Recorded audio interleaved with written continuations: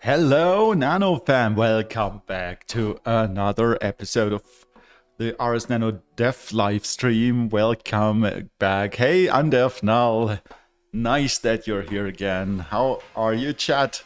How was your week?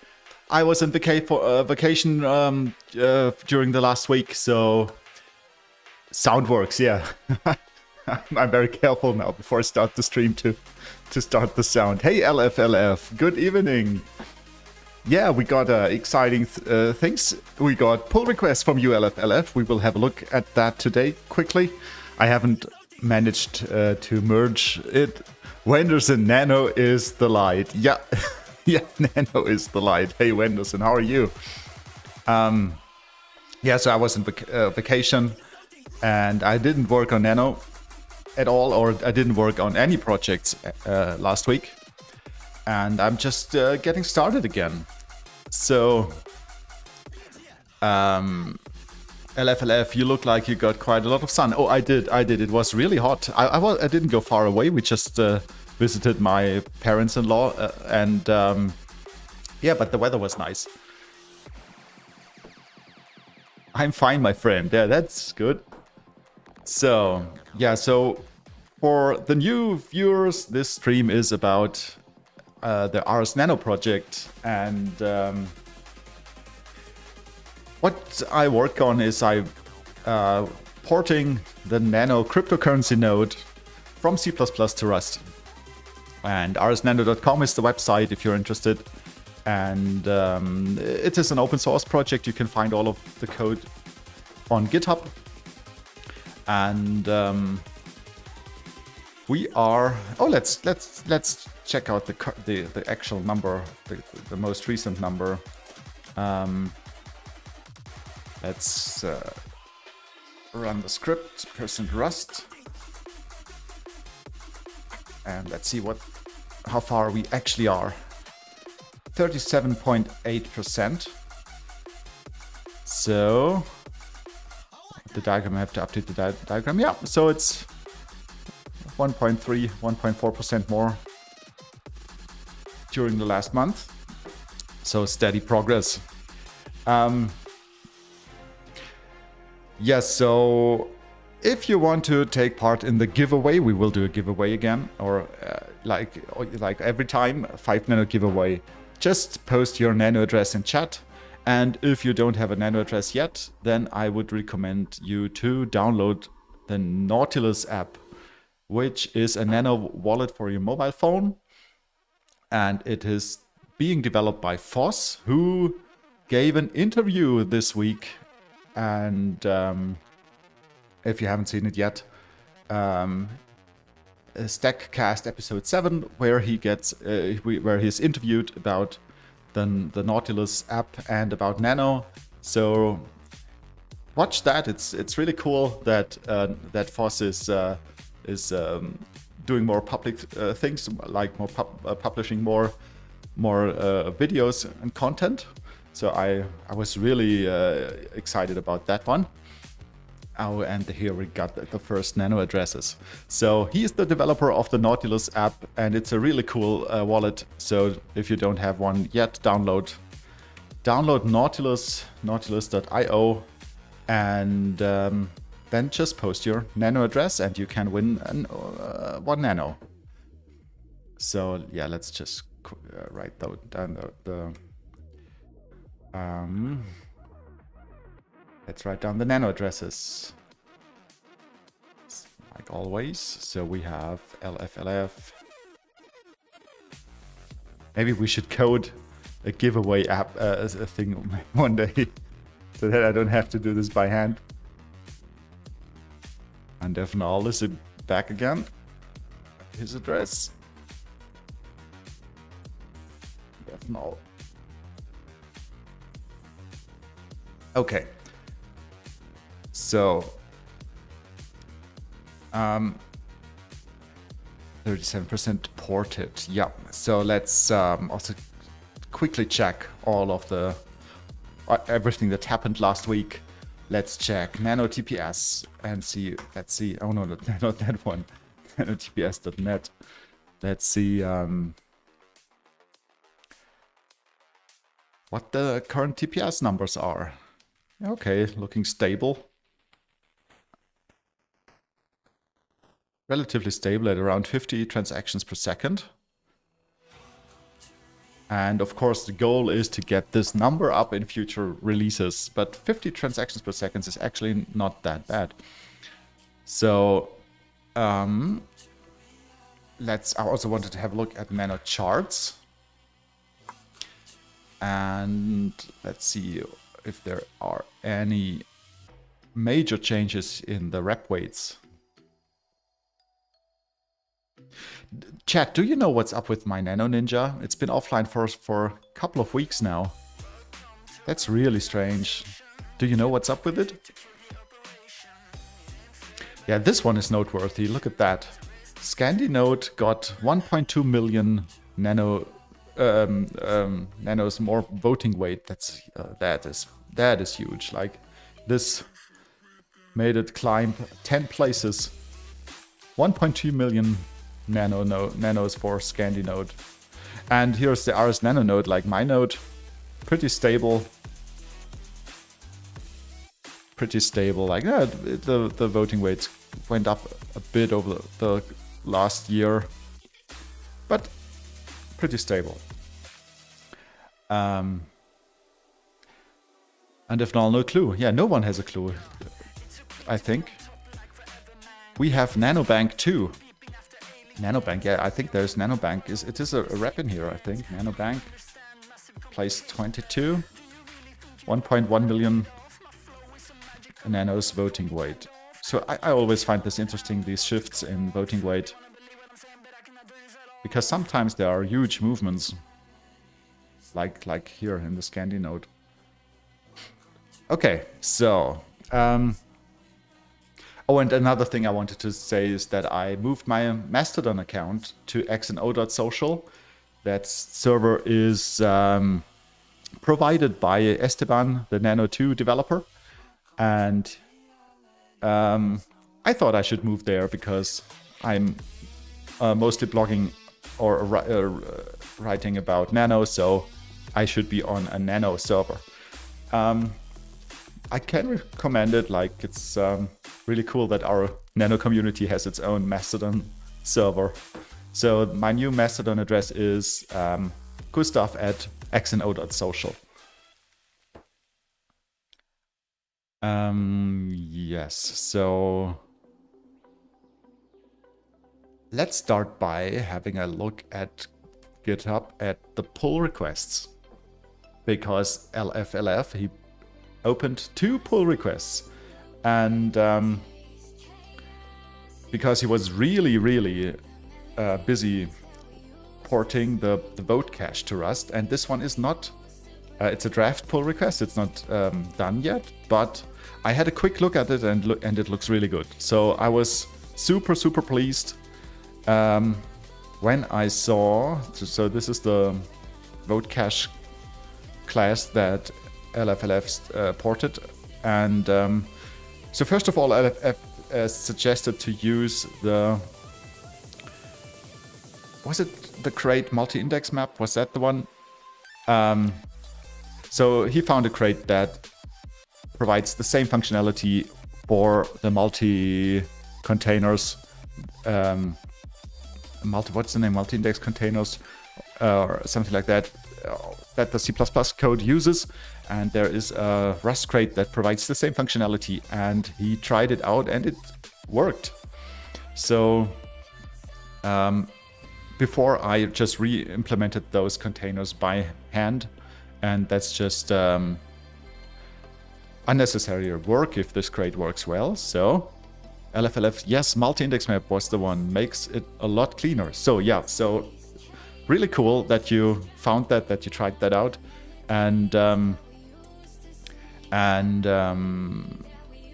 I think I will just backport or change all of the other places where I use manual implementations of those multi-index containers to use the crate, because that would just reduce the code, the lines of code, and yeah, less code is always better, because that means less to read and less less bugs, maybe.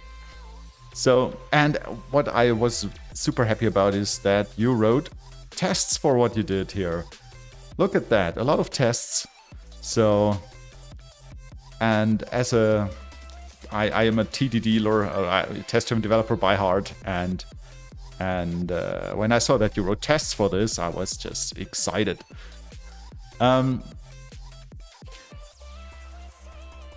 And if now says, LF, you're using comments, damn. Yeah, so you're already improving the code quality, because that's something that I should do too.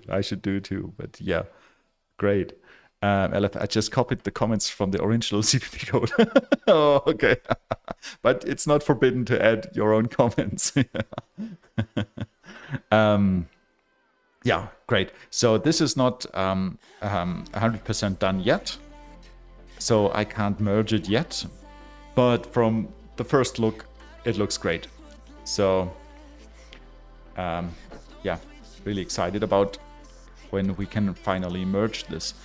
And the other pull request, I just had a look at it with the Clippy integration. I think I made a mistake with the Clippy implementation. And this pull request is so small that we are going to merge it right now, because this is just changing, yeah, how Clippy is installed here.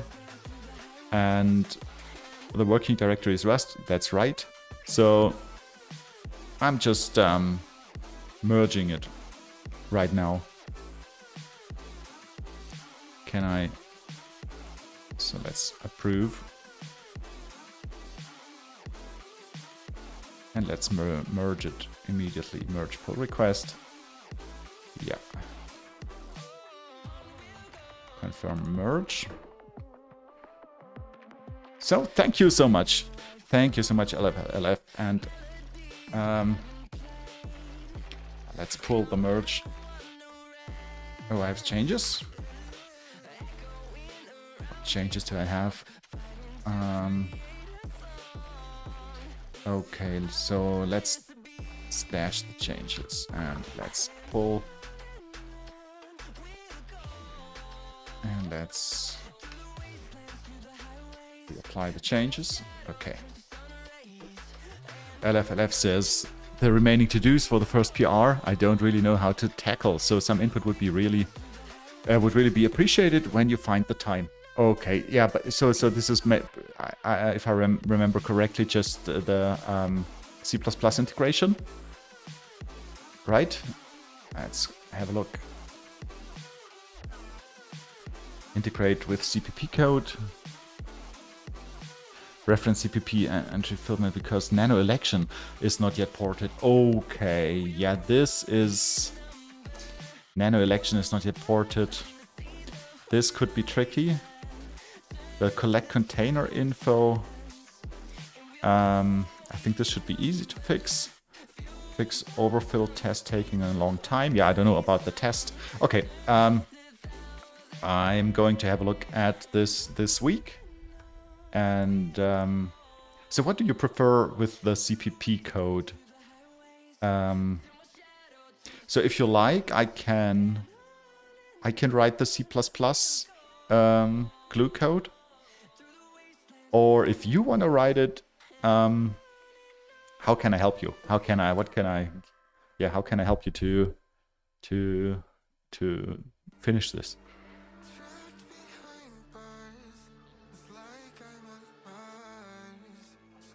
Because yeah, this FFI stuff it's a pain to write.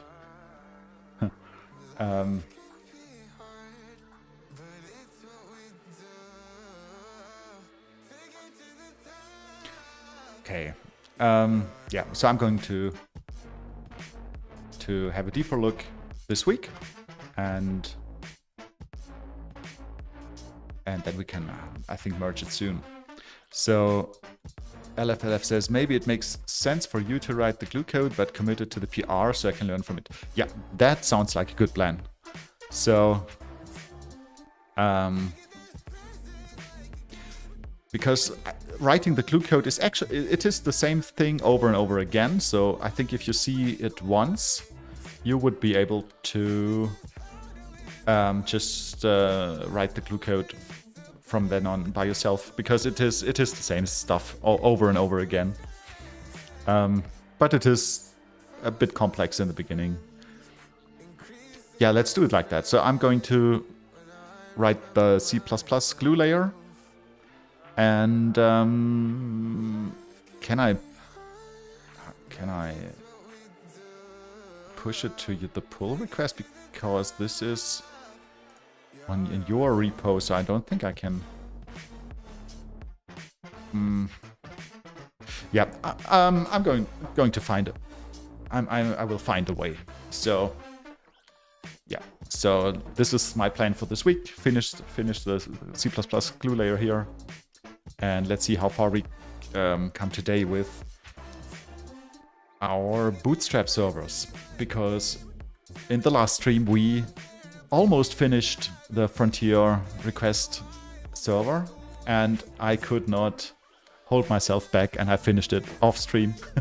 I wanted to finish it on stream, but yeah, I'm guilty. I did it. I finished it before my vacation, and it worked.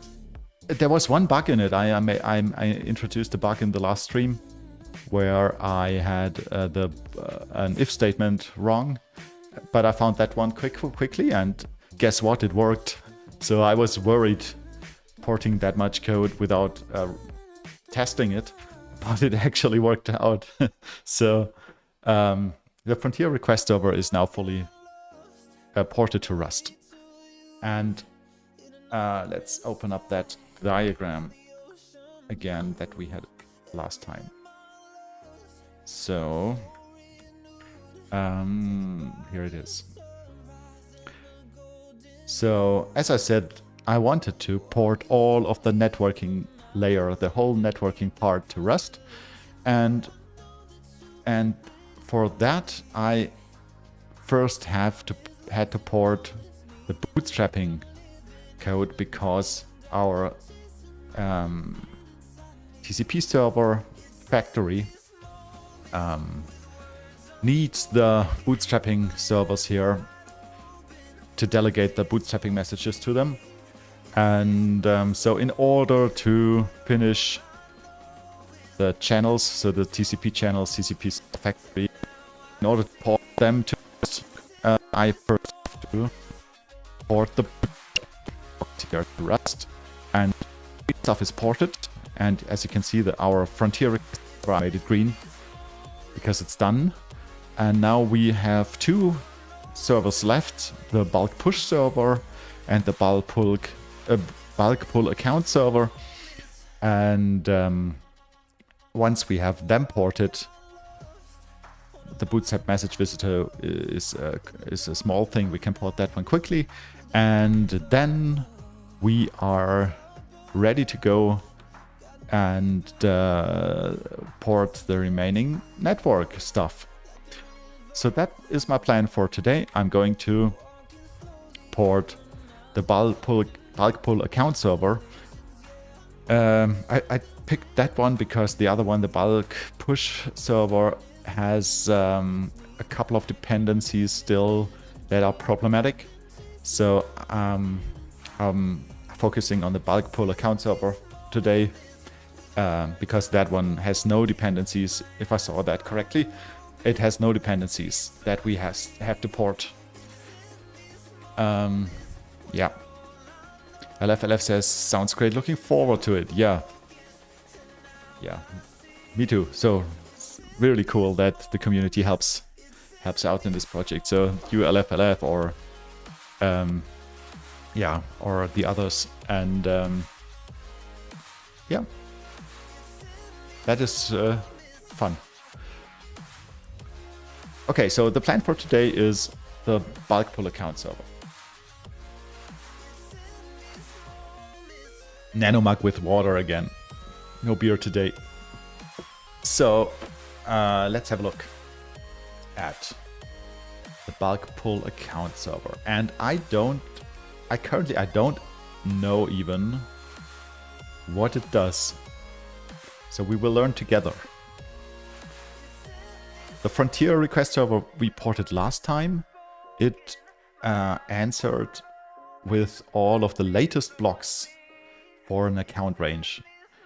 And that helps to identify accounts where we are not on the latest block and where we need to bootstrap blocks for that account.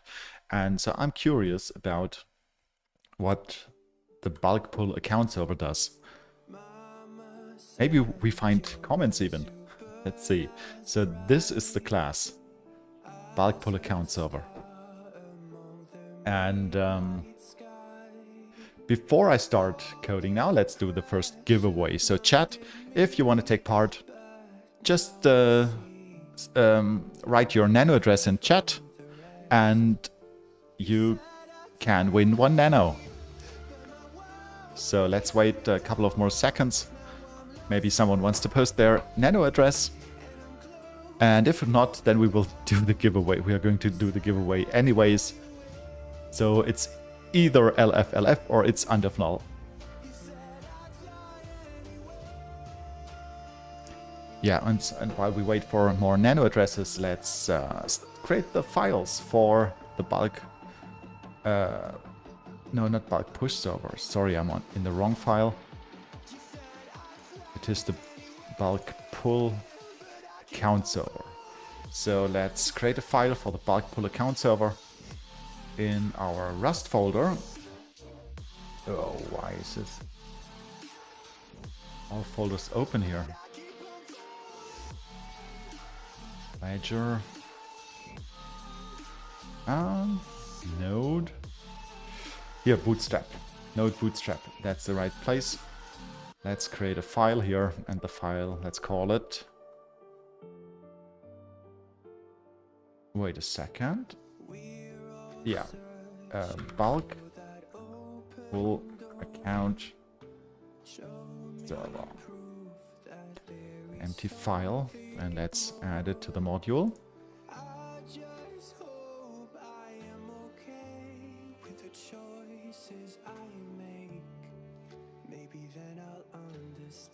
Oh, we got nano addresses.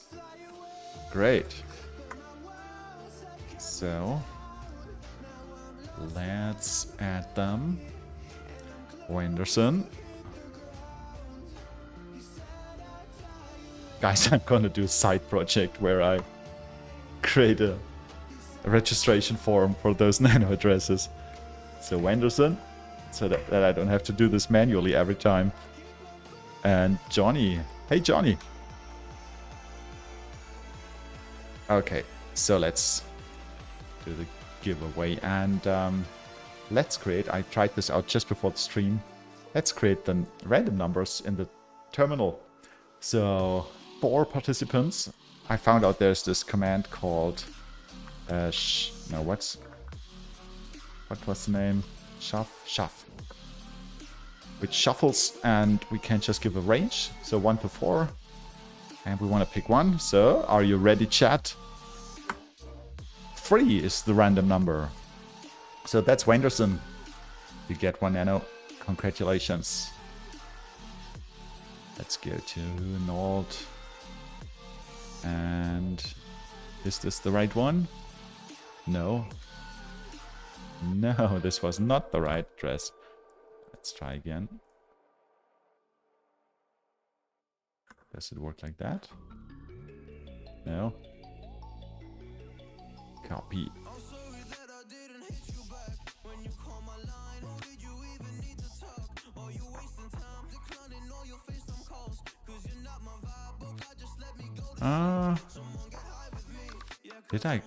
Why does it say this is not a nano address? Why does it say this is not a nano address? Is there character missing?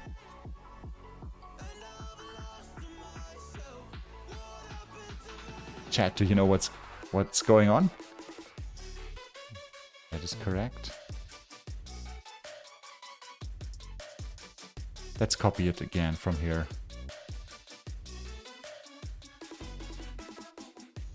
Anderson, let me see, copy. Oh, now it says it's okay. Maybe that was a bug. So 1 nano, send, confirm and send. Yeah, I think it worked.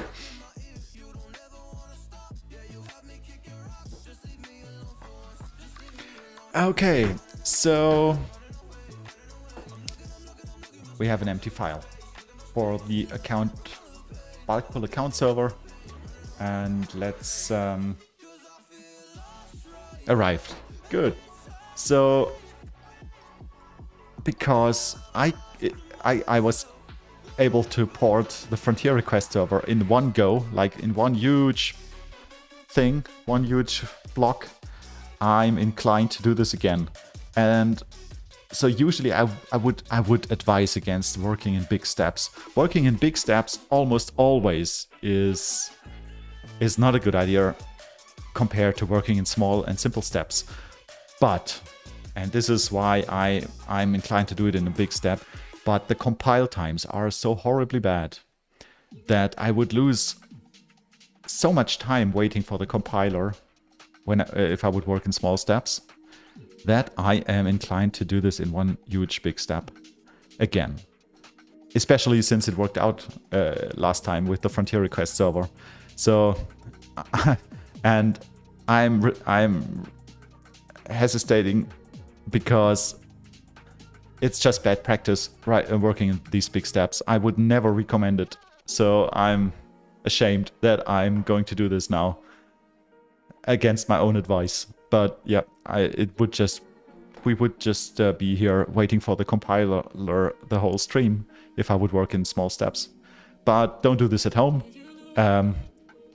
Yeah, work in small steps because that's just safer, and you will not have to use the debugger or so much.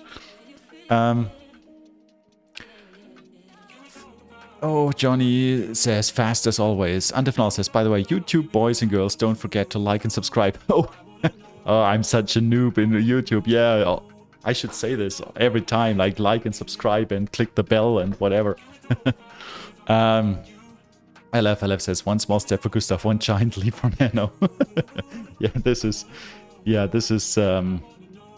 Working in small steps is the way to go. It's just because if you make mistakes in those big steps, you're screwed. Because what do? Like, you have no idea where the problem lies, and then you have to debug and do this and that, and you spend the whole day trying to find the issue. And if you make small steps and you get feedback immediately, then you don't get into that situation because you introduce a bug and you just find out immediately. And then you have no problem identifying the cause of the problem, and you can fix it immediately, and it's just smooth sailing. And big steps scream for trouble, but I'm going to do it. I'm going to work in a big step now, just because I don't want to spend the whole stream waiting for the compiler. Okay, so let's start. Let's move the C++ code to the top and the Rust code to the bottom. So let's move the Rust code to the bottom. Does that work? Yeah. And let's keep the C++ code on the top. And let's close all of the things we don't need. Bulk pool.h, frontier rack, and frontier rack, and here let's go to the CPP file. Okay. Bulk pool account server.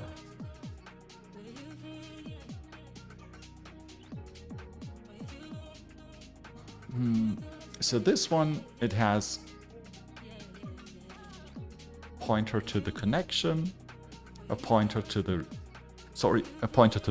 request, an unordered set with 256-bit values, deduplication, current key, and other stuff. So let's just pick all of that and let's move that over.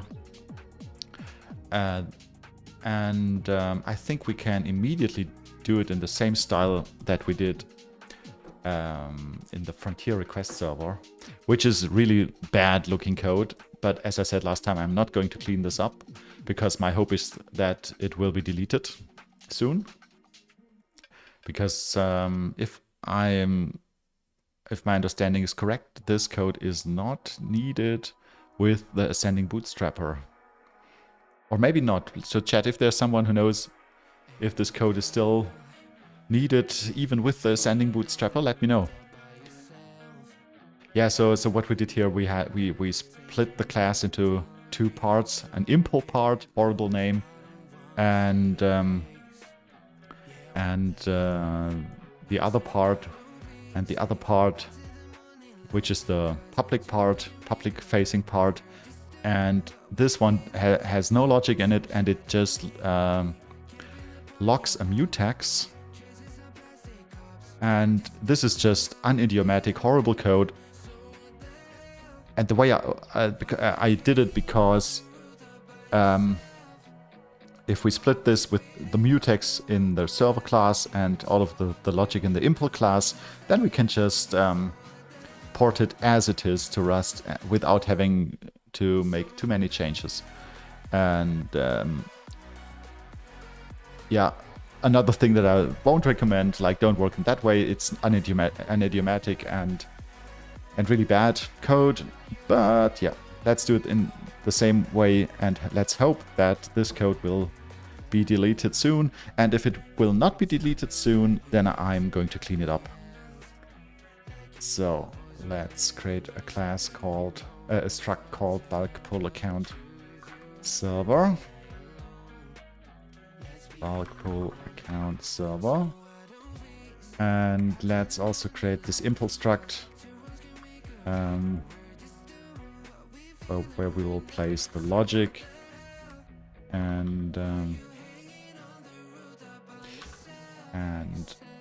how did we store the logic? I think it was an arc mutex. Let's check here. What was server impl? It was an arc mutex, yeah. So let's do the same thing. Let's give it an arc mutex, bulk pull account server impl. So for the non-Rust guys who are asking themselves now, what is arc, what is mutex? So yeah, mutex I think should be clear. This is for locking so that we can access this data structure from multiple threads. And arc is an atomic reference count, which is the same thing basically as a shared pointer in C++. So what this is a shared pointer to a mutex, which protects access to the server impl. So let's create a new function. Bulk pull account server. Let's create a new function,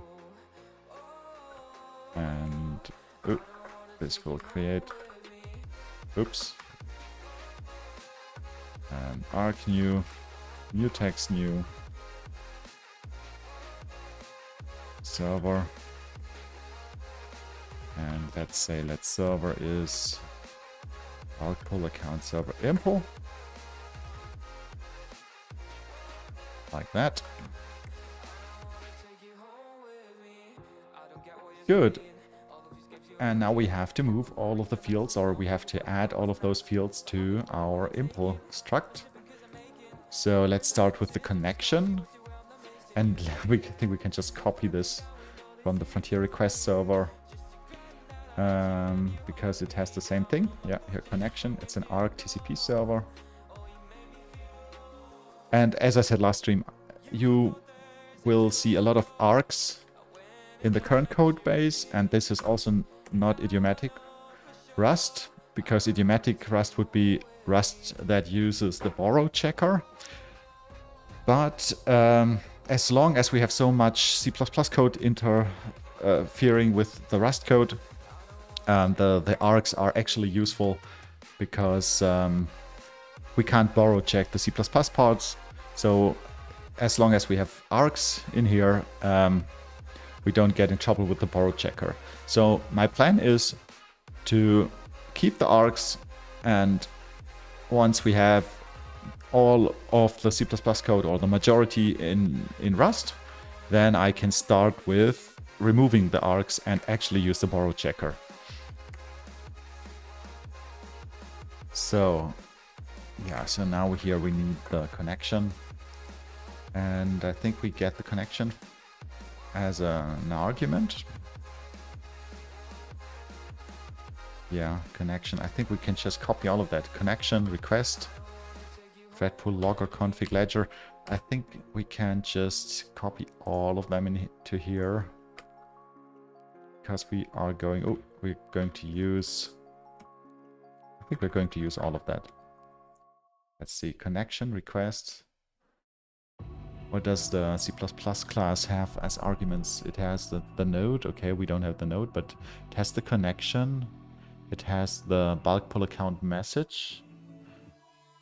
So this is, the request is the bulk pull account. Thread pool. I think we are going to need the thread pool. Let's see. Are we going to need a thread pool? No, doesn't look like it. Yeah, so, but we are definitely going to need the logger and the config and the ledger. The logger, let's import all of the missing, add all of the missing imports here. Ledger. Okay. And this one, the server gets the connection. Like that. And I think we can just add request logger config ledger 2 to the impulse struct. Like that.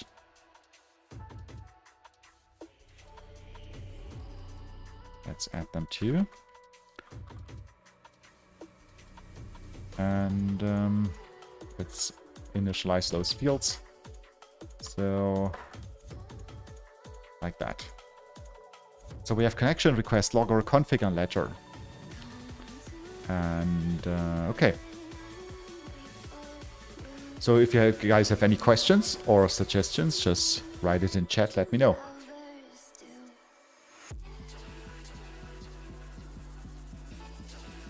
Okie dokie, so where can we start? We can start with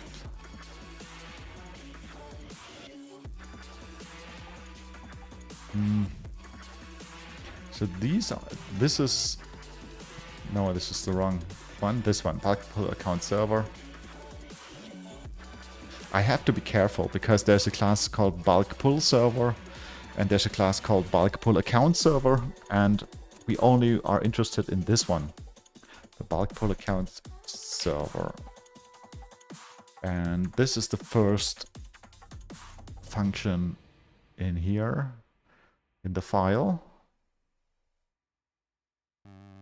So let's just go top to bottom. LFLF says, I don't know if you explained it already, but why did you split it up in bulk pull account server and bulk pull server impl? Yeah, so this is just a workaround, because let's have a look at the Frontier request server from last stream. Because here we started with just one struct, and then later I split it up into two. And the reason is this arg mutex. So it has to be thread safe right now, because so I think in the C++ code it doesn't really have to be thread safe, because it is guaranteed that this code is always called in the same thread. But I had no way to, or I couldn't find a way where I could easily bring this same restriction to Rust. So what the Rust codebase currently expects is that when I give callbacks to the socket, that those callbacks are thread safe. And that is the reason why I'm using arc mutex here, because that makes my impulse struct usable from many threads. So let's just open up something where we use it like here. So the send next function, it does stuff here, loads stuff from the database, and then it says connection.socket.async write. So this one does write bytes to the network, and we give a callback here. So this is the callback. So we give a callback, and this callback will be called when the bytes were written to the network. So when the write is done, and this callback has to be thread safe. And the problem is that this callback wants to call another function of the current struct, of the current instance. And we can't do that because our current struct is in an arc mutex, and we have a lock on that arc mutex, and that lock will be freed. And so how should we access it? So the hack I used here is I would just pass the original arc mutex into here, and then we could relock in the callback and call the send action. So basically what this one is here, the arc mutex, it is the same frontier request server impl as self. The only difference is this one is unlocked, and we don't know that it is an arc mutex, and here we have the original arc mutex. So it's like double. I'm passing the same instance twice, once as a self and once as an arc mutex. And this is ugly, and it is a workaround. It is a workaround just so that we can use self in the callbacks. And once we have all the networking stuff in Rust, I can move it to async Rust and use the usual Tokyo socket structs and methods. And then I think we can simplify this a lot. Or maybe this code will be deleted soon. So either or, this will be much better in the future. LFLF says, just to wrap it in the arc mutex. Yeah, just to wrap it in the arc mutex. LFLF says, can't you wrap it in arc mutex when you actually use the impl?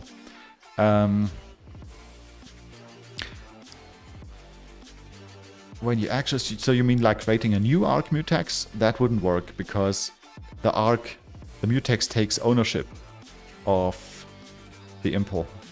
So that's why I did this ugly thing here, where I passed the arc mutex, a clone of the arc mutex, into all of these functions that want to do callbacks to themselves.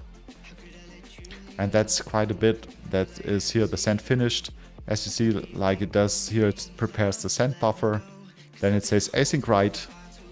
And then it creates a callback here that then calls no block send. And here it's the same thing. The callback gets a copy of the, or a clone of the arc mutex, and it locks the mutex here, and then it calls no block send. So yeah, really ugly bad code, but it works, and maybe we can get rid of it soon. So that's why I split this into two structs from the beginning. Okay, I wanted to start with set params. And set param says bulk pull blocks related to an account. Okay, so this comment already helps. So we are pulling, yeah, okay, the name of this class already helps, bulk pull account server. So this class, I think, answers bulk pull requests for just account. Maybe many that we and it sends them in bulk.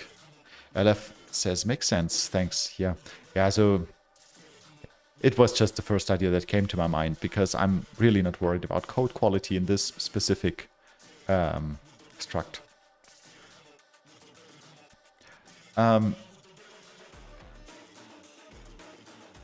Yeah, so let's bring this one to Rust. So I'm just copying everything here. Down to here. And I'm bringing that up and just have this file open. And let's bring this to our server impl. So impl bulk pull account server impl. And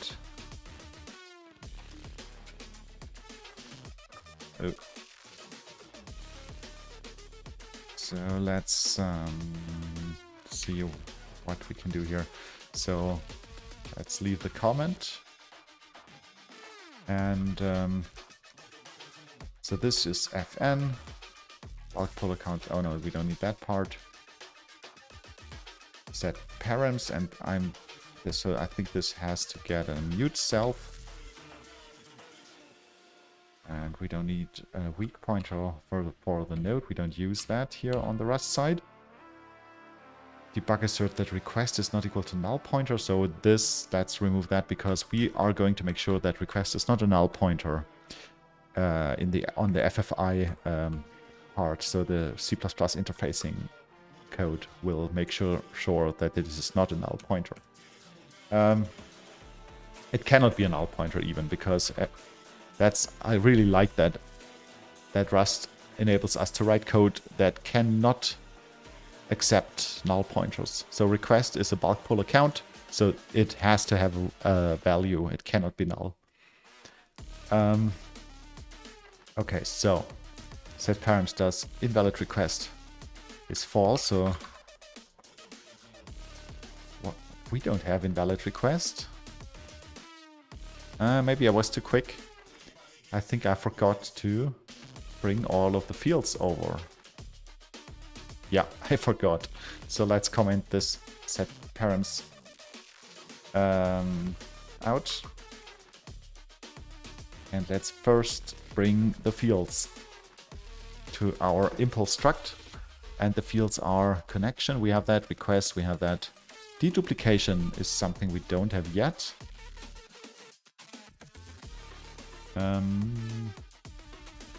Maybe we don't even need letter and config. That is strange. I know, here's node. Okay. The C++ code accesses ledger, config, and all of those structs via the node, which is bad practice. I've had, I said this like multiple times in the last streams. So we are not going to do that, because it just creates a circular dependencies between node and the lower level detail classes. So we don't want to do that. But we need these fields. So the deduplication is an unordered set of U into 56. So let's add the same thing here.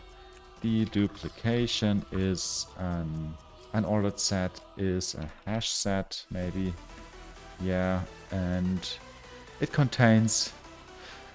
What does it contain? U into 56. I think we can pick the actual, or a better type, a more concrete type here. So this is either hashes, or I think it must be block hashes. Deduplication. Oh, is this the right file? Deduplication. It inserts info.source, which is what? A public key. An account. Oh, so duplication is a hash set of accounts. Right, yeah. Is it? So yeah, it is. Pending info.source. So it is a hash set of accounts. So I like using specific or concrete types. In this case, an account instead of just a UN256, just because when I read this code in the future and I don't remember what it is, if it says hash set account, I know immediately, okay, so this is about accounts. And if it is a hash set, an ordered set of UN256, I have no idea what it is. Is it accounts? Is it block hashes? What is it? So having a more concrete type, the account here, just helps with understanding the code, makes the code a bit more readable. So a deduplication is a hash set account, and we have to initialize it. No, let's do the initialization later. Let's just add the other fields first. Current key. Current key is a pending key. LF says, I find it really hard to find types in CPP because everything is auto and VS Code just doesn't tell you anything else. It does. I made it work, so I made the autocomplete actually useful. I think I can, so this is auto, I think I can hover it. Yeah, so, but this only works because I'm using an extension. Where are the extensions? And this extension is really good. So this I got this tip from a coworker of mine, and installing that extension just gave me an instant productivity boost. The extension is Clang, how do you pronounce this? ClangD. And I used that one instead of the, what is the pre-installed C++ extension? Microsoft, whatever, C++. I use ClangD, and you have to set up Clang. So I don't remember actually what I did for setting it up. So I made some changes to the make file, the CMake file, and it works like a charm. So I have super fast code completion, and I have like all of these hints when I hover. These auto keywords, I just get. Oh, now it's just loading. wanting to show you how well it works, and now it doesn't load. Usually it works. So I get all of these type hints of what it is. Yeah, see it says shared pointer nano node, and here it says unique pointer retransaction. Yeah, so ClangD extension works really well. Okay, so pending key. So we have no current key is a pending key. Then we have 3 bools. They are. Let's copy that. I don't want to type all of that. 3 bools. Oh, it's missing. And that's it. So we have the fields. So let's just open up the Rust file. And okay, let's go here and let's start with invalid request is false. Pending include address false. Pending address only false. LF, that's a great extension, thanks. Yep. I was so disappointed with the state of the art of Visual Studio Code and C++, and I was complaining I work in a co-working space, and I was just loudly complaining about how bad it is, and then a colleague, he just came over and said, hey, have you heard of this extension? I'm using it and it's great. And yeah, now I'm happy. So let's move that one. So request is self-load request, get flags. I think we have a get flags in request. No, we don't. Do we? What does request have? Maybe we can just access flags.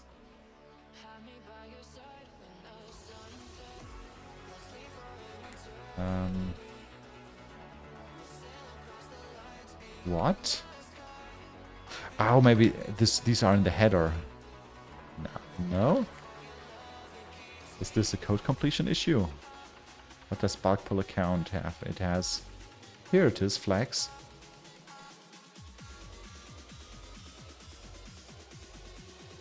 So it's not get flags, it's just flags.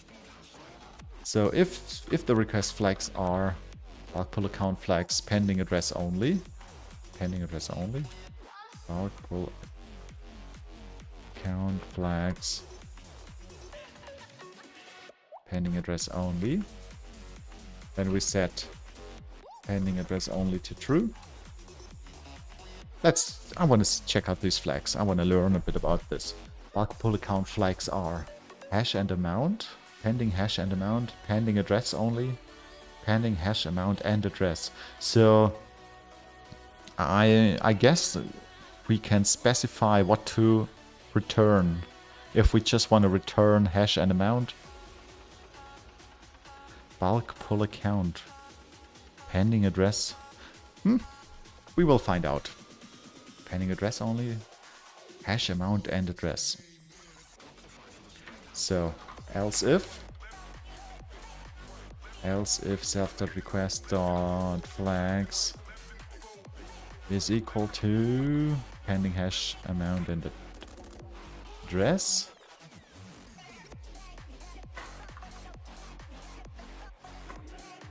So if it is this... Oh, there's a comment. What does the comment say? Oh. The comment says, this is the same as pending hash and amount, but with the sending address appended. For UI purposes mainly.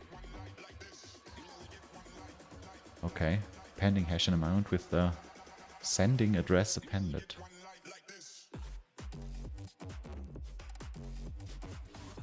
Else if self.request.flags. I think we can change that one into a match statement. Pending hash and amount. But as I said, I like working in very small steps. So first I want to port it as it is, and then later we can refactor this into a match statement. So pending hash and amount are the defaults. Okay. This comment says that. What's wrong? Why does it attributes on expressions are experimental? Attributes on expressions?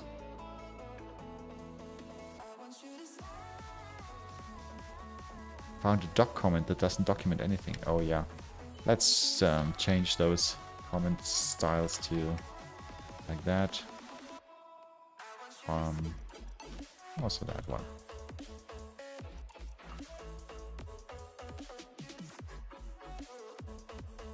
Parse the flags. And like that. It's a doc comment, yeah. It says doc comment. So else. So this is the else branch, and here we have to check if logging is enabled, bulk pull logging. So if self.config.logging.bulk pull logging value.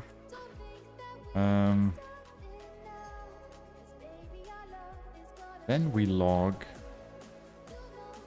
but we can use the self logger.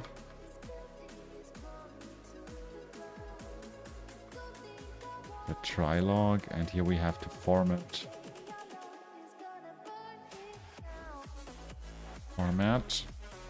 invalid bulk pull account flag supplied, and then it does okay, it does print the flags. So we can just give the flags directly from self.request flag.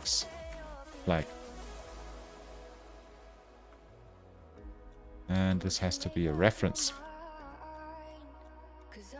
And that doesn't work because flag doesn't have oh, flags.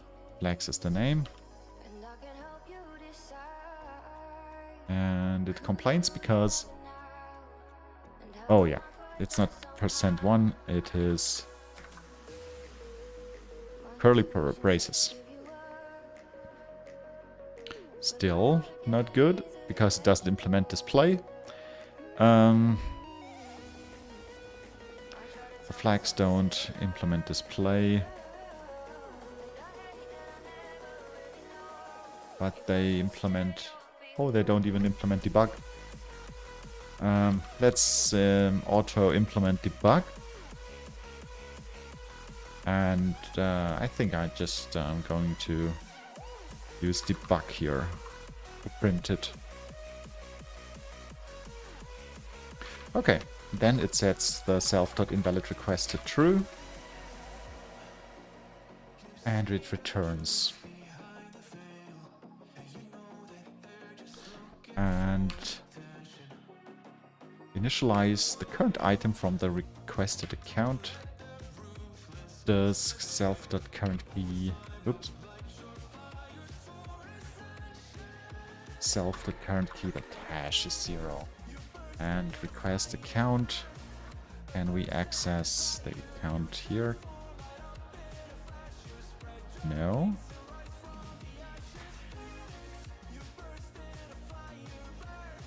Oh, because self.request.account. Yeah. Okay. We got the set parents. And as you can see, this if-else, that's just not idiomatic Rust. We should use match statements. But here's the thing. I want to do one thing at a time. I want to work in small steps. I want to firstly get everything to Rust. And I want to make sure that the existing unit tests are still green. And then I want to refactor it a bit. So a bit and use match statements here, for example. But I don't want to refactor without having tests. So that's also something that I would recommend. Like, don't refactor your code if you don't have tests. You first need tests. And if that is a topic you're interested in, Martin Fowler brought out a book called Refactoring Legacy Code. Legacy Code. And I think it is an old book, but I think he brought out a new edition. So if you don't know that book yet, and if you are interested in refactoring legacy code, and if you are working as a programmer, if that is your job, there's no way around having to refactor legacy code. So this is a really good book. Wenderson says exactly, TD, Martin Fowler is the best. Yeah, Martin Fowler, he is a beast. Like, there's so much to learn from him. And his books are... He has this book series called Martin Fowler Signature Series, and all of those books are worth a read. So the stuff he brings out is really good. Really, really good. Gwenderson says code without test not exist. Code without test is the real legacy stuff. So if you get old code and it has tests, you are in a really good situation. But old code without code that doesn't have tests, you are in a lot of trouble. So write tests first and then refactor. But sometimes it's not possible. Sometimes you have to actually refactor first because you can't write tests. So it's a catch-22 situation. But we luckily we have tests. So last time I said like more than 800 tests in the official C++ Nano project. So that makes our life simpler, a lot simpler. Without those tests, what I'm doing would not be possible. Or it would take maybe double the time or more. So current hash has to be Block hash 0. Okay, that one was still missing. Okay, so set parents. We got that. If there are news viewers in the stream and you want to take part in our Nano giveaway, download a Nano wallet like Natrium, for example, and post your Nano address in chat. And with a bit of luck, you can win 1 Nano. So what's popping down here? That I think we forgot to... Oh, yeah, we forgot to initialize all of those fields. So deduplication, my guess is it has to be empty. But I'm not guessing, I want to see in the code, in the original C++ code.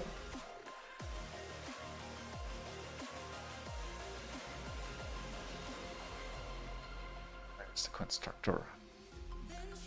Where is the constructor for... Or is there one? Is there a constructor? Yeah, here it is. Connection request, yeah, so it is empty. And the current key is pending key. Does pending key have a new? Yes. Account and block hash, so both of them is 0.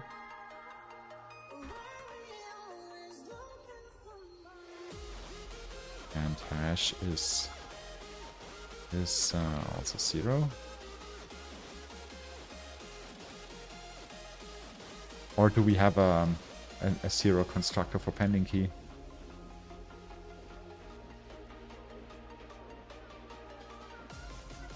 No, we don't. Okay. Pending address only. Guess is all of them, all of these. Yeah, they are all false. Okay. That's false. Oh, that music is stressful. Just go to the next song.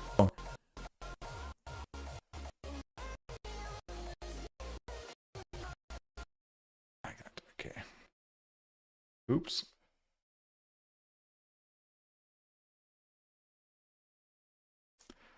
Okay. And invalid request. Why did the music stop? No.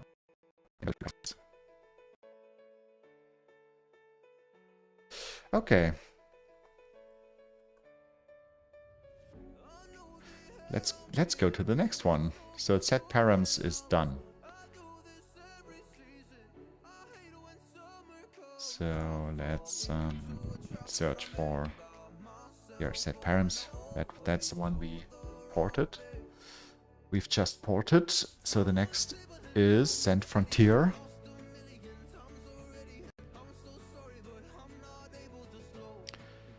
So let's copy it and place it down there.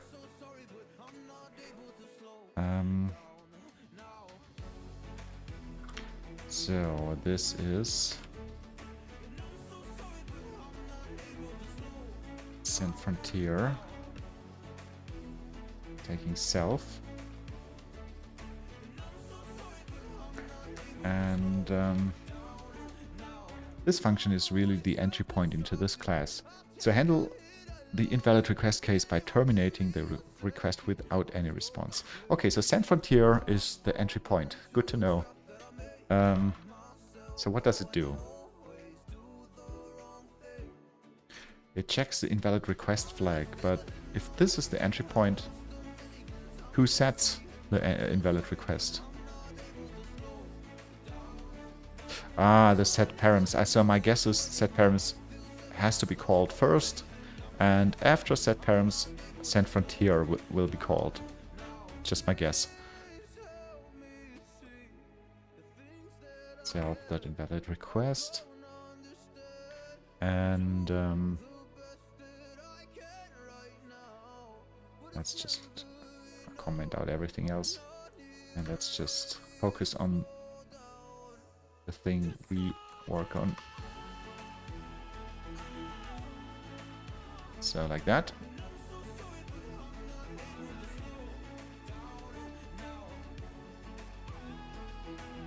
So what does it do here? Stream transaction. So it opens transaction, stream transaction. That's a weird name. Stream transaction. Self.ledger. Read transaction. So now we have the transaction, a read transaction, started a read transaction. And now what does it do? Get account balance in Frontier block hash. Okay. Let account Frontier hash is, what is it? So this does self.ledger.latest. And latest uses transaction. So this is the stream transaction. And then it needs an account from self.request account. Like that. And it returns an option block hash. So that was this line. And the next one, that account Frontier balance int is ledgers, self.ledger, account balance, and we need the transaction again. And what does account balance require here? A reference to the account. So as a reference to self.request account.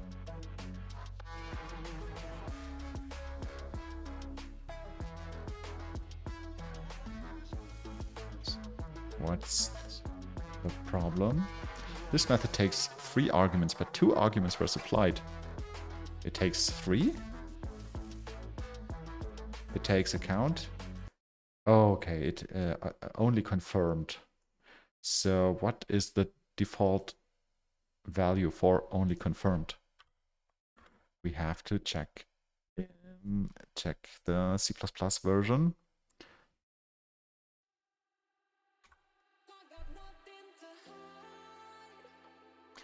Account balance, here it is. Let's jump to the definition. The declaration, I mean. Oh, it's slow. What's going on? Yeah, you know, guys, let's give away another Nano while my computer is slow. So if anyone wants to join the giveaway, just write your Nano address in chat. We currently have 4 people participating.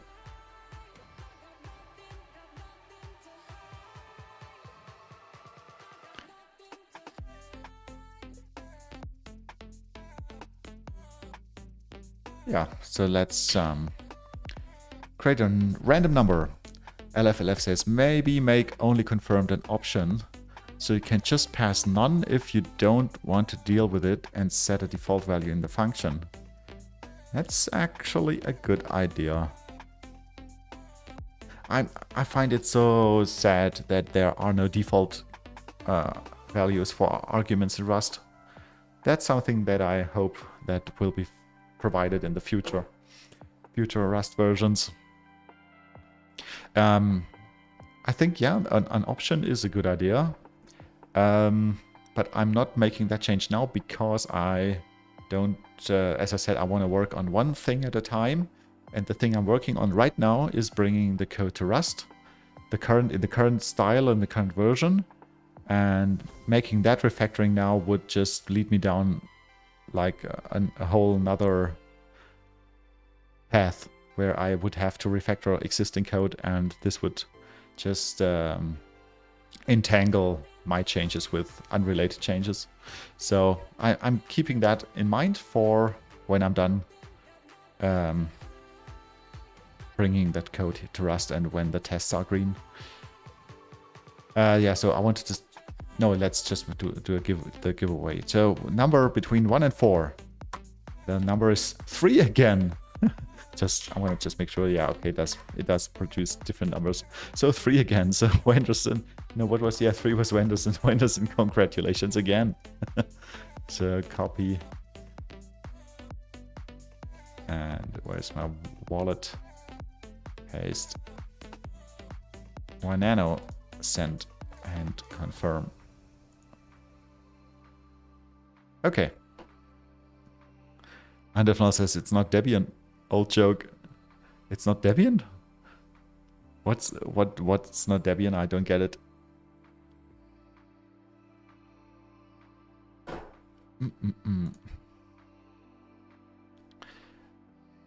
So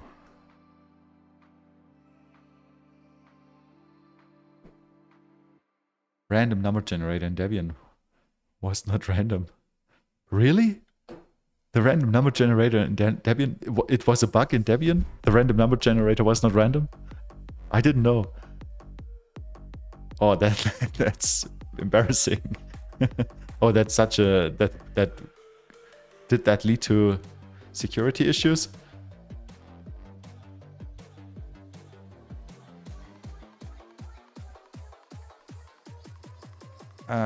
Yeah, so I wanted to see what the default value is for account balance.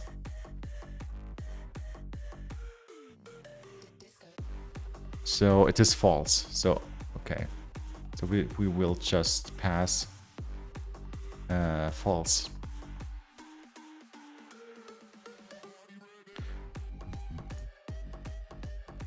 Ooh, what happens here?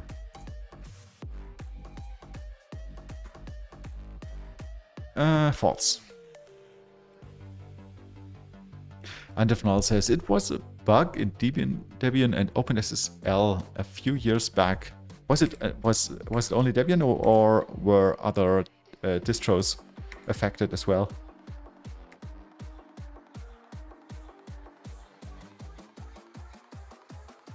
Okay, here we say account for tier balance. So, oh, here again. The C++ code uses a uint 128, and we want to do better. We want to say this is an amount, because that's more expressive than just a number. So this is account for tier balance int. Oh no, it is an amount already, and this one is not being used. Yeah, so we can just assign it directly.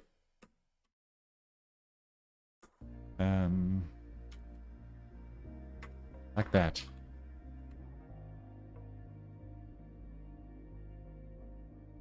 Write the frontier block hash and balance into a buffer. So here we start with filling the buffer, the byte buffer that gets sent via the network.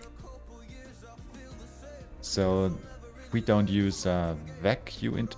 Yeah, so this is also something that I don't like here, so that this is using heap allocations.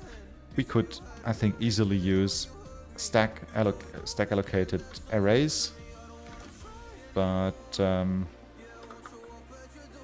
yeah, let's do one thing at a time, not changing stuff that is unrelated for, right now. So that send buffer is a new back. Or can we say with capacity, what does it contain? A hash and a balance. Yeah, I don't want to optimize this. Or yeah, let's optimize it. With capacity, it just writes a hash and a balance, so that means it is...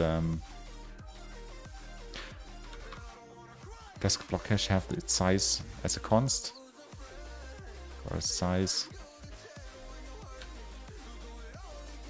No, it doesn't. So the hash is 32 bytes and the balance is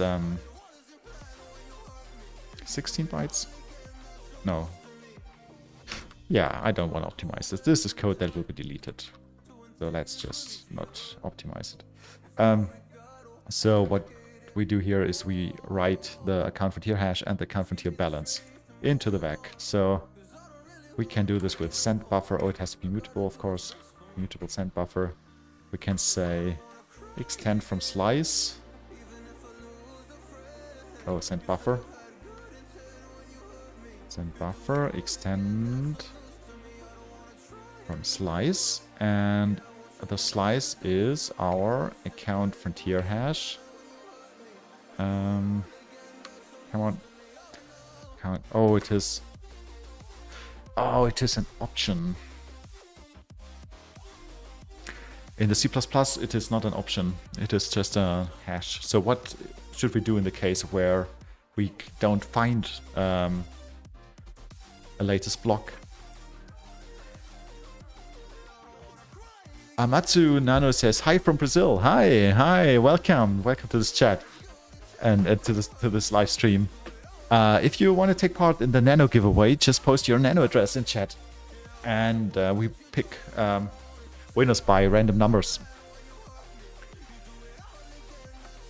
So send buffer, extend from slice. This one is an option block hash, and we have to behave in the same way as the C++ code does. So we have to say if there is if we don't find a latest block for this account, we have to return a 0 hash. So we can say unwrap or default, which gives us the default value, which is the 0 hash. And now we can say extend from slice our hash as bytes.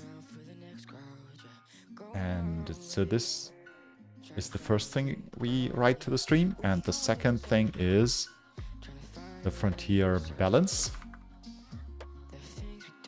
So let's say frontier balance. And it does have as bytes too? No. Okay, here endianness. Okay, so this is actually something the C++ code base could improve, because it doesn't take endianness into consideration in some places. So the C++, yeah, so here we see that, oh no, this is not a problem in C++ actually. So it says frontier balance.bytes, and I know that the bytes representation of the balance is actually, what is it?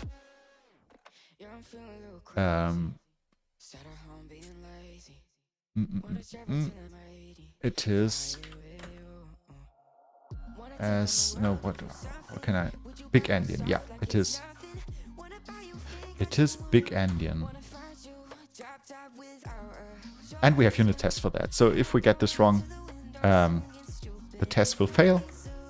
But I'm pretty sure that the C++ code represents those those U128 values as big endian. Ah, Amatsu, yeah, cool. Thanks for your nano address. Let me just copy it and add it to our list. And you know what? Because you just joined, let's do a giveaway immediately.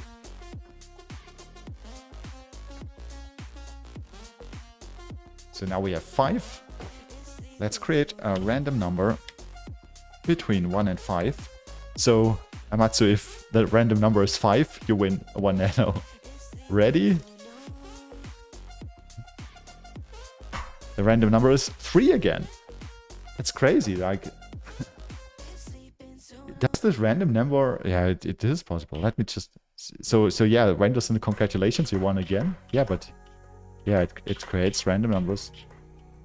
But it was 3 again. So again, it's again Wenderson. Copy that address and Wenderson. 1 nano. How many nanos do we have left?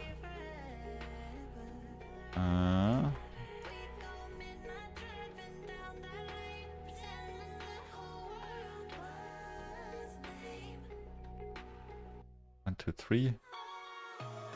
Oh, there were nanos in it already. Okay, so we sent 3. So we are going to give 2 nanos still until the end of the stream. So you have another chance.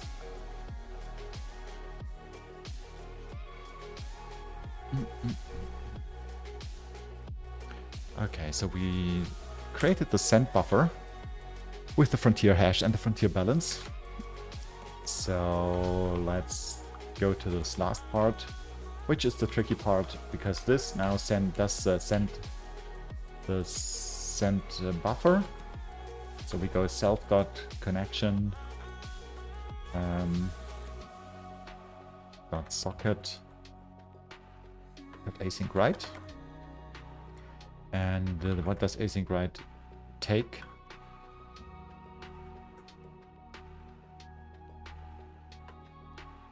No, it doesn't work. Socket TCP server. Socket import. Oh, we have to import async write. Yeah.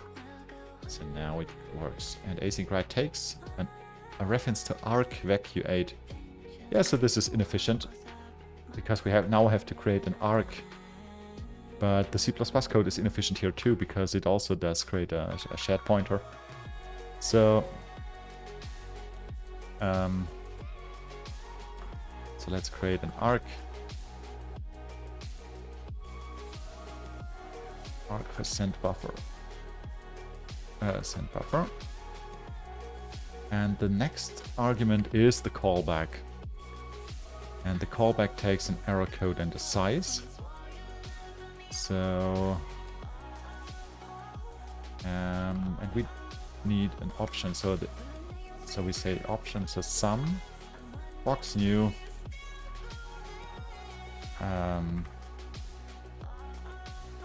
error code and size.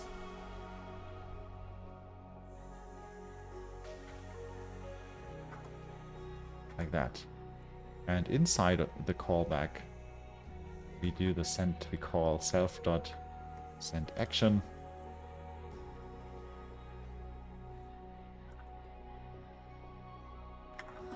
And so this L. So here we come back to why I split this into two classes. So I'm going to use the same hack, and I'm just going to pass. I'm just going to pass the arc mutex as an argument. Arc mutex. What is it called? Bulk pull. Come on. Bulk pull account server import. So this is now the question you had, LFLF, why I split this up, or why I'm passing these arc mutexes in here, because now I can just use it in the callback. I can say server dot send action dot lock. So because this is a mutex, I have to lock the mutex, unwrap send action. And why doesn't this work now? What's expected 3 arguments, found 2. Okay, what am I missing? For so long, I was living my life. For so wrong. The last argument, oh, traffic type, yeah. Traffic type is generic. Oops. Traffic type. Oh. Traffic type generic.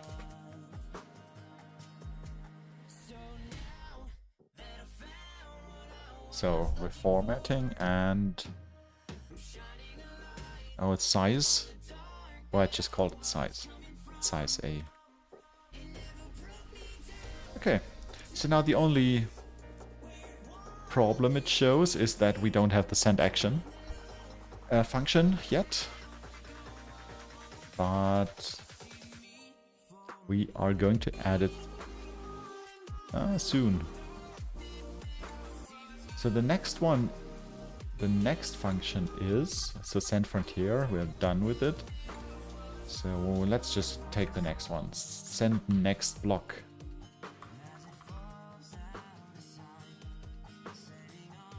Ooh, a huge one.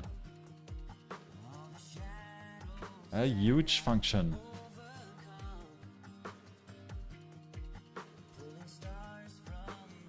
So let's put it here. And say fn. Send next block. And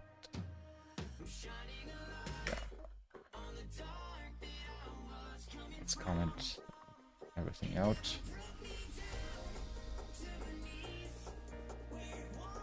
And there's a comment. What does the comment say? Get the next item from the queue. It is a tuple with a key which contains the account and hash, and data which contains the amount. I still don't know what this server actually does.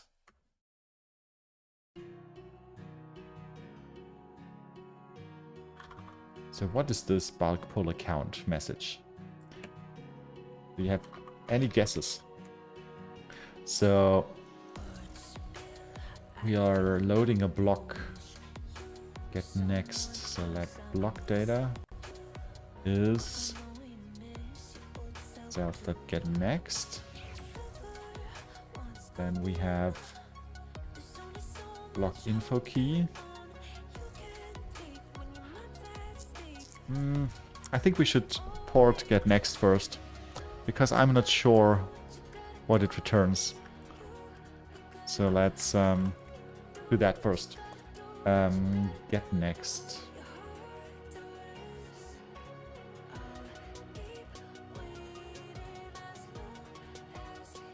Is this the get next? Yeah, this one it is. So let's copy this. And place that here. Oh. It returns a pair. Ooh, this list. That's no, let's write it above. So this is a fn called get next, and it takes self and it returns a pair of unique pointer pending key. Why does it return unique pointers here? Why doesn't it just return the key?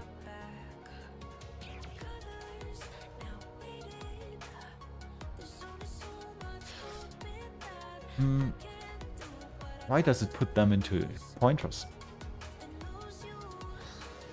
Here, down here it does that. Make unique. Pending info make unique. Why is that, chat? Do you know?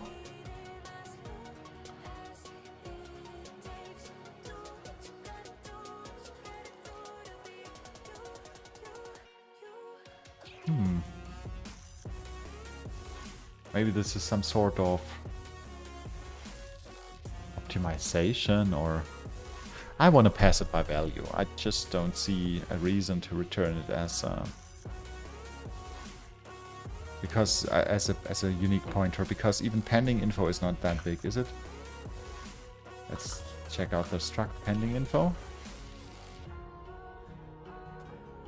Yeah, it has just account amount epoch, so it's just a small simple structure, data structure. So let's not return unique pointers, but let's return just pending key and pending info. And my guess is that this is actually faster because we don't have to heap allocate, and copying those values on the stack should be super fast.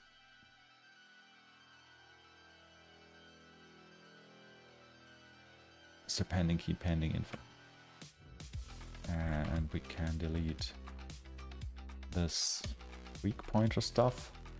So this is the result. We don't need that. So while true.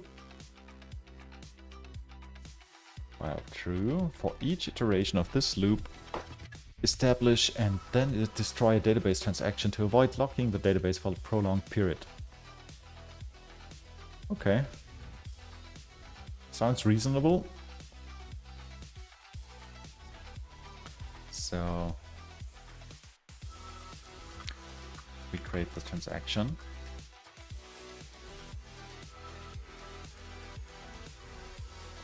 Oops, I've got the equal sign.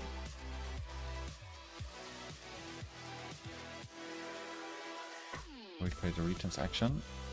Auto stream, store pending, begin. So this creates. So this is the iterator.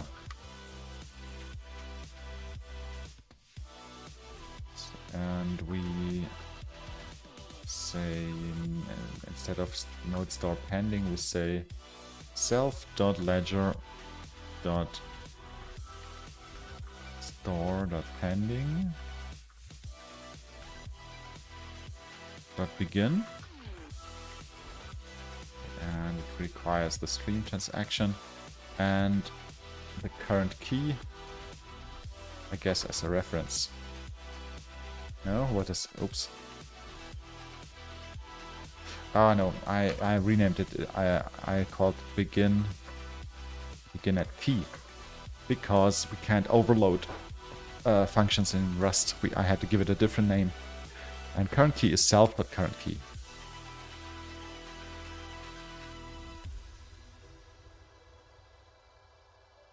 Wenderson says, "Ich bin hier." What language is that? Ich bin hier.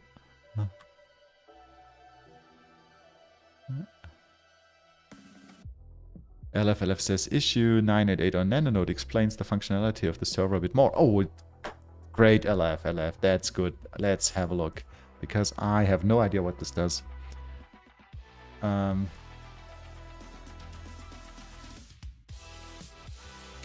Let's open up issue. Can I search it here? Can I just say 988? Nope. Type to search. Oh, is this my repo? No, I want to go to the Nanonode repo. So, issues 988.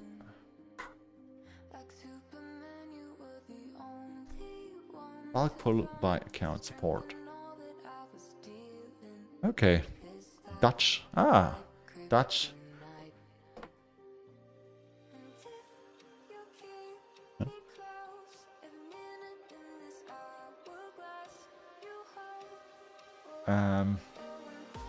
Add support for new bootstrap. Oh, can you guys read this? Let's make it bigger.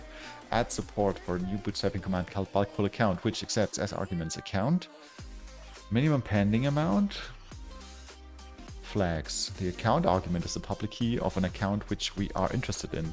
The bulk pull account command will request that remote node return all blocks related to this account. Okay. This includes the frontier for the account and information related to transactions destined for that account that have not yet been received with receiving blocks. Ah, that's with the pending. Okay, so we not only get all of the blocks for this account, we also get the unreceived pending blocks. The minimum pending amount argument is the minimum amount that must be pending in a single transaction for an account or block hash to be included in the pending result section. Okay. The flags argument is an enumeration consisting of the following possible values. Yeah, so the flags we saw already. I'm wondering what the use case is for this. Okay, where block hash. Okay, the pending section will terminate with a final entry where all entries have a value of 0. Okay, that just like the other servers. For the case where the pending address only option is selected, the result will terminate with a value of 256-bit 0. Okay.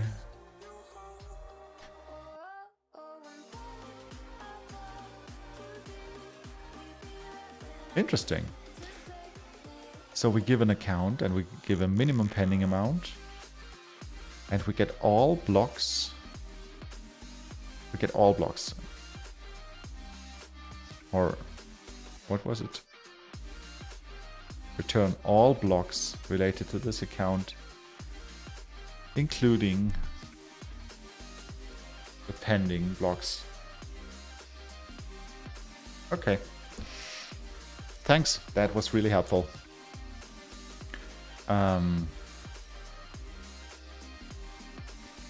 So while true, so this is loop.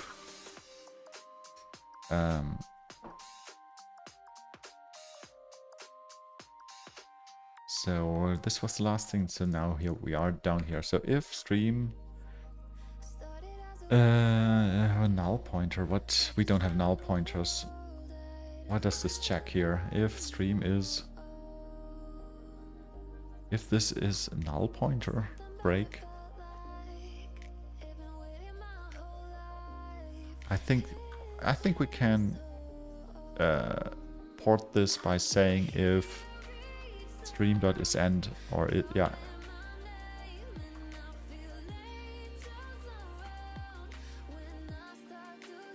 Underflow says, I have to go. It was fun as always. See you next time. Nano is the light. Hey, Underflow, thanks for joining. Yeah, have a great evening and see you next time. Nano is the light. Wenderson's saying pending key, pending info. So let's assign that. So let key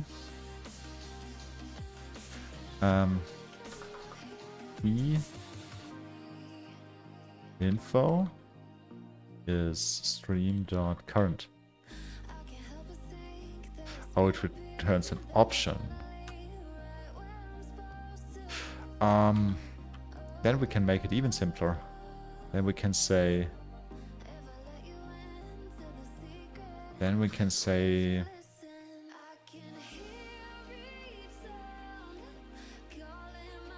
let some key info. Now it returns a tuple.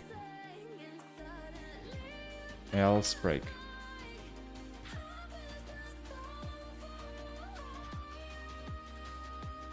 So this is even simpler.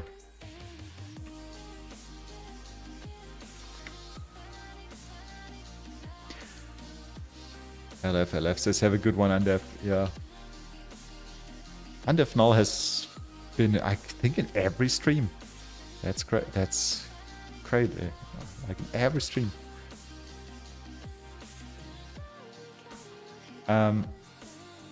So get the key for the next value to use in the next call or iteration. So we set current key to key.account. We set current key.hash to key.hash.number plus 1. First I have to make self-mutable because we are mutating it here. And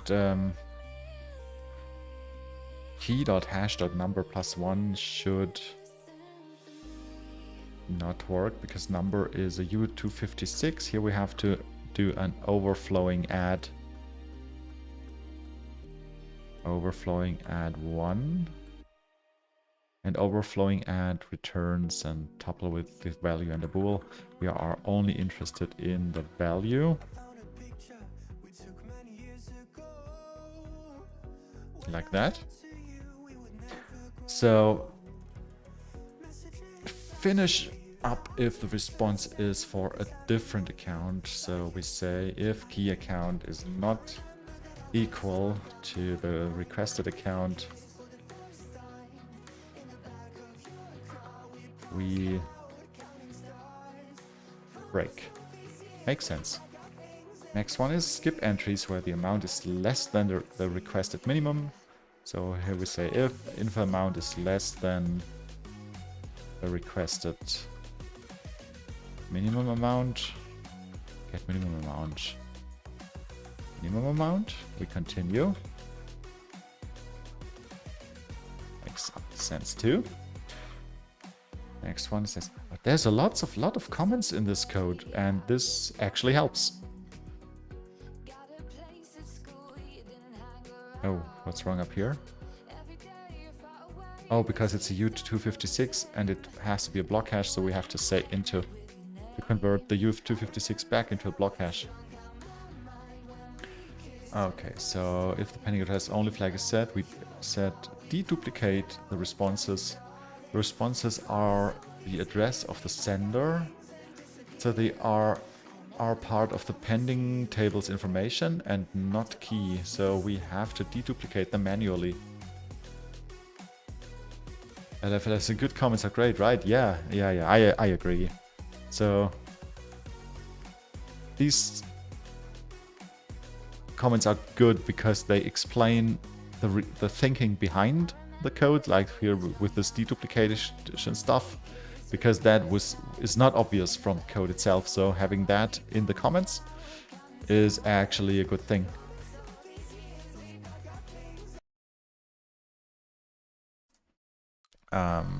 So if pending address only,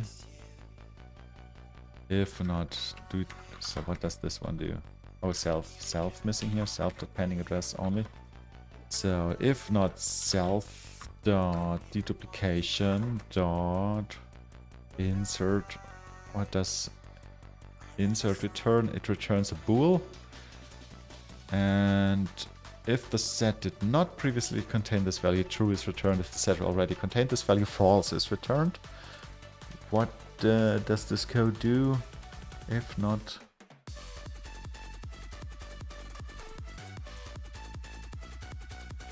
that second. What does unordered set return in for C++?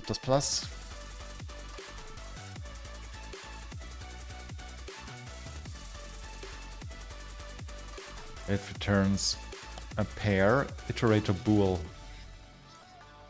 And we are checking the second, so we're checking the bool. And what does the bool contain?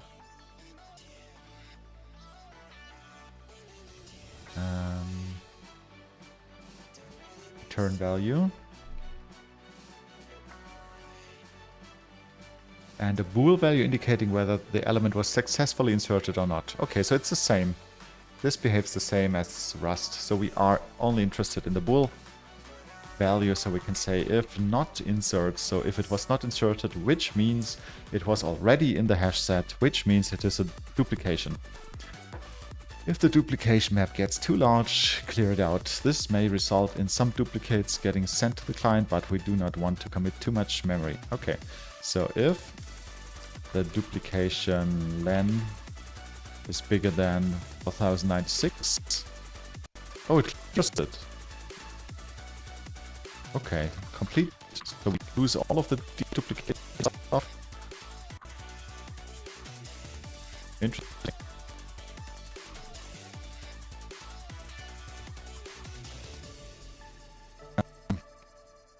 Okay, result. First, second. Okay, so this is the result. So here we say return key info.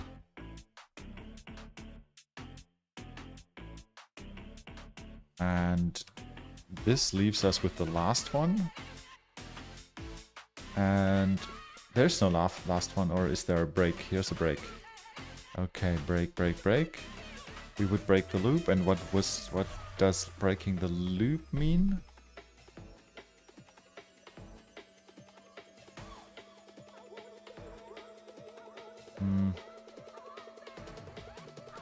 Okay, this is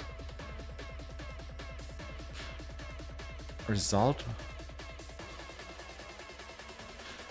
I have to go back to the C++ code. Have a look at what the default thing is. Or just null pointers.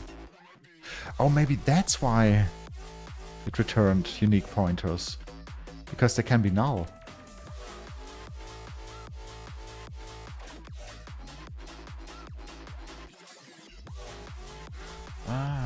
Let's see. Then then we should return on an option instead of null. So get next, who calls get next?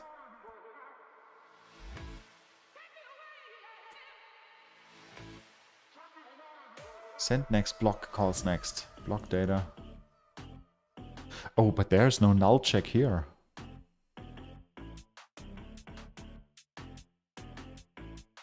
This looks like it could crash. Get next. Okay, get next. This is the place where we use get next. And get next could return. Oh no, wait a second. Get. What does get return?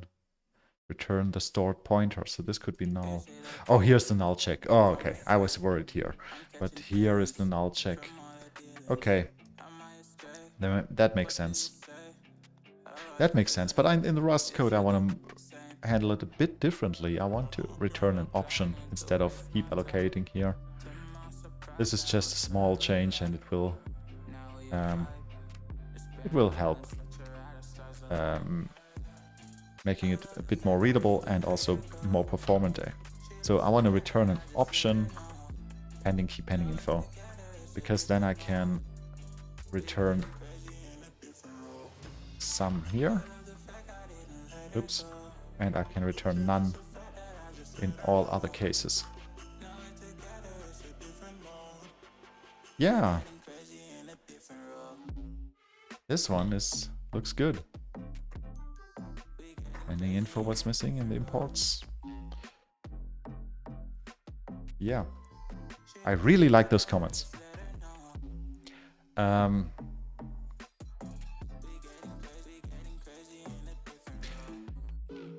Yeah, I think I want to stop here. So as you see, this is just it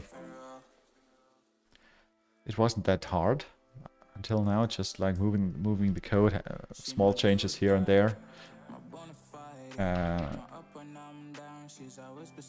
So this was still wrong, and I think I can finish this week too, because it's just a couple of more functions here that I have to port in the same way. And then the last one, the last Bootstrap server will be a bit more tricky.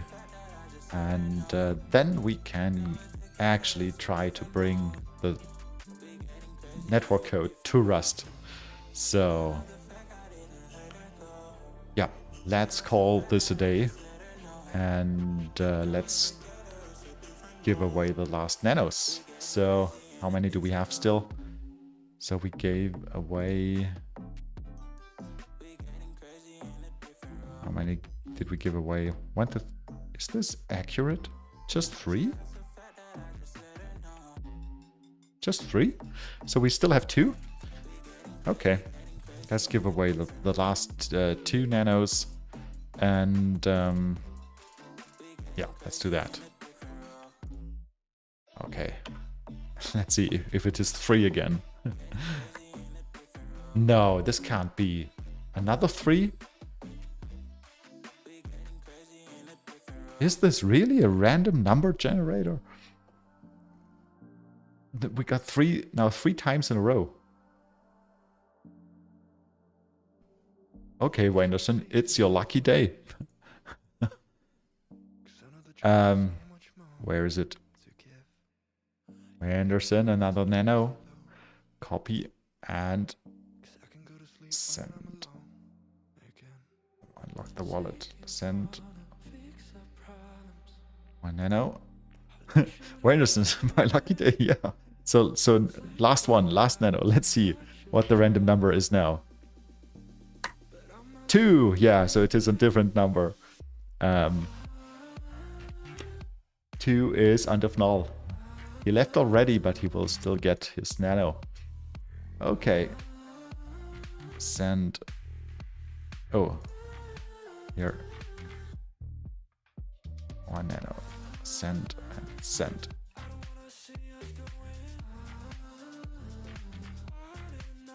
Oh, why is the send not working?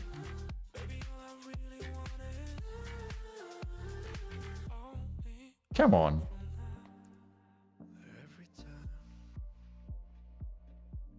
What's going on here? There was an error sending a transaction. Block work is less than threshold. No, again, confirm and send.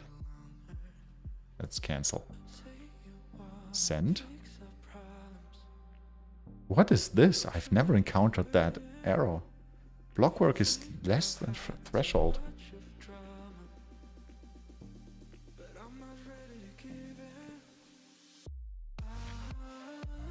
Let's reload. Let's go to send. Paste. 1 nano send.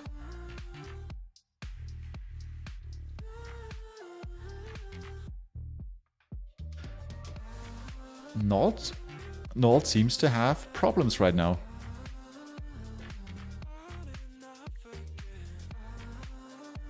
Danke.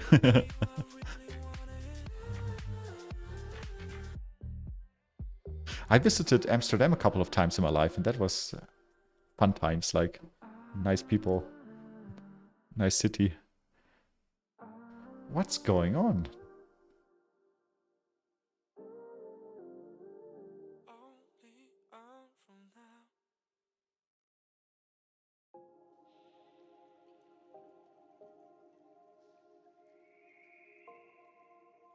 So, wallet locked. Let's unlock the wallet.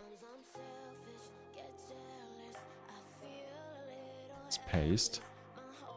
1 nano. Send. Confirm. Okay. Well. You know, what end of null. I'm going to send you the 1 nano from my Nautilus wallet or from my mobile phone after the stream. There seems to be a problem with the proof of work generation here. Yep, so that's called this today. So again, if you're interested in this project, go to rsnano.com. You can find all the information here and also a link to our Discord server. If you scroll down a bit, community, join our Discord server. So this is the place where, let's go there. This is the place where we can discuss everything about Ars Nano, or if you want to help out, just join the Discord server and yeah, as who was it, LFLF said, or Andifnal said, click like and subscribe, and see you next week, next Tuesday. Oh, and by the way, the plan that we are going to try out Perceive instead of or one time. It's still there. I just haven't had time to try it out yet. So this is still something I want to do in the future. But yeah, next week, same time, same place. Guys, it was fun. Have a good night. Bye.